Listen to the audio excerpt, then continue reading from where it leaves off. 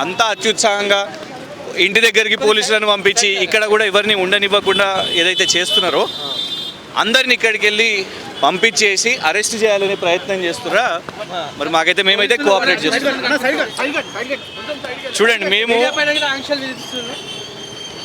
Media వాళ్ళను ఉండనిస్తలేరు, మేము కూడా వచ్చి వాస్తవానికి వెళ్ళిపోతున్నాం. ఎవరం కూడా అక్కడ లేము. ప్రెమిసెస్ ఎక్కడ ఉంది, మేము ఎక్కడ ఉన్నాం.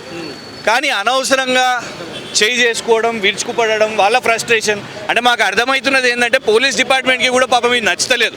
వాళ్ళు ఫ్రస్ట్రేట్ అయి ఉన్నట్టున్నారు. ఆ ఫ్రస్ట్రేషన్ని అందరి మీద చూపెడుతున్నారు, మీడియా వాళ్ళ మీద చూపెడుతున్నారు, ఇక్కడ ఉన్న వాళ్ళ మీద కూడా చూపెడుతున్నారు. మేము వెళ్ళిపోతున్నాం. కానీ ఒకటి ఏంటిదంటే మీ మీడియా వాళ్ళని కూడా మేము కోరుతున్నది ఏంటిదంటే ఇక్కడికి వెళ్ళి రిమాండ్కు పంపించే ఒక కుట్ర చేస్తున్నారా అనేది కూడా ఆలోచించాల్సిన అవసరం ఉన్నది. ఎందుకంటే పిలిచిర్రు విచారణకు, అది కూడా ఏంటిది నిన్న చెంపపెట్టు లాంటి పరిస్థితి వాళ్ళకు.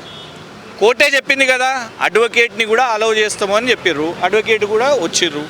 సో ఇవాళ చాలా మేము కోఆపరేట్ చేస్తున్నప్పుడు వాళ్ళు ఇంత ఏదైతే తీవ్రంగా హరీష్ రావు గారి ఇంటి దగ్గరికి పోలీసులను పంపించడం అంటే ముందే ఫిక్స్ అయిపోయారా అరెస్ట్ చేద్దామని, ముందే ఫిక్స్ అయిపోయారా ఇవాళ రిమాండ్కి పంపిద్దామని.